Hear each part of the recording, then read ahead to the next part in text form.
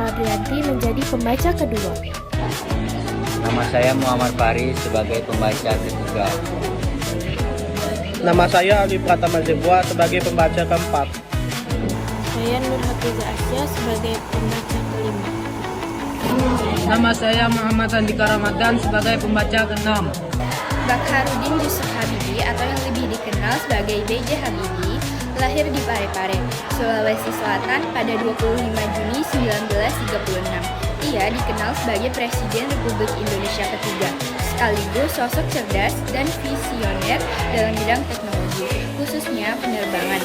Habibie wafat pada 11 September 2019 di Jakarta dan meninggalkan warisan besar bagi bangsa Indonesia.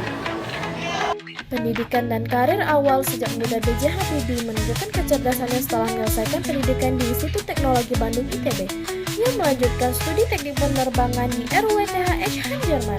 Di sana, ia meraih gelar diplomat insinyur dan doktor insinyur dengan predikat summa cum laude. Karirnya di Jerman begitu cemerlang. Habibie bekerja di perusahaan penerbangan Mescarom, Bolcom, Blom, MBB, dan dikenal sebagai salah satu insinyur terbaik. Karya fenomenalnya, teori Habibie atau Fake Propagation Theory, memberikan kontribusi besar dalam penerbangan teknologi pesawat terbang modern. Kembali ke Indonesia dan pengabdian pada tahun 1974. Presiden Soeharto memanggil Habibie untuk kembali ke Indonesia dan membantu pembangunan industri strategis nasional. Habibie kemudian memimpin PT Industri Pesawat Terbang Nurtanio yang kini dikenal sebagai PT Dirgantara Indonesia. Melalui tangan dinginnya pesawat M250 Gatot Kaca, pesawat turboprop pertama buatan Indonesia, berhasil diproduksi. Selama 2 dekade Habibie menjabat sebagai Menteri Riset dan Teknologi dari tahun 1978 sampai 1998. Ia juga memimpin berbagai badan usaha milik negara BUMN strategis mencakup industri pesawat, kapal, hingga senjata yang memperkuat sektor industri Indonesia.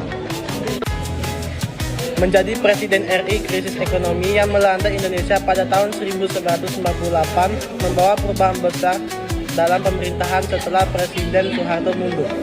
B.J. Habibie diangkat menjadi Presiden Republik Indonesia pada 21 Mei 1998.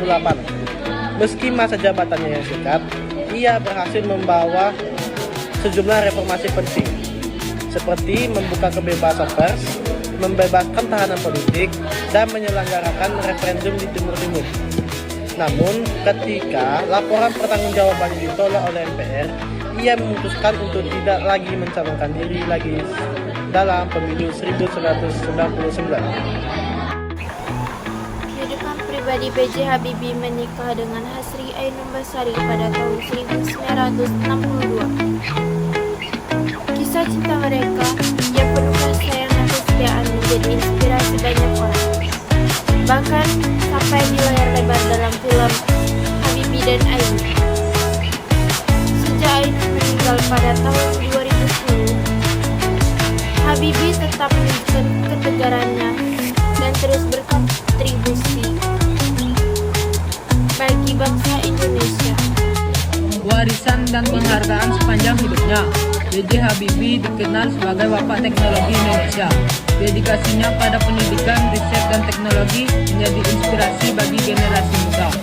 Habibie juga menerima banyak penghargaan, baik dari dalam maupun dari luar negeri, atas kontribusinya dalam ilmu pengetahuan dan teknologi.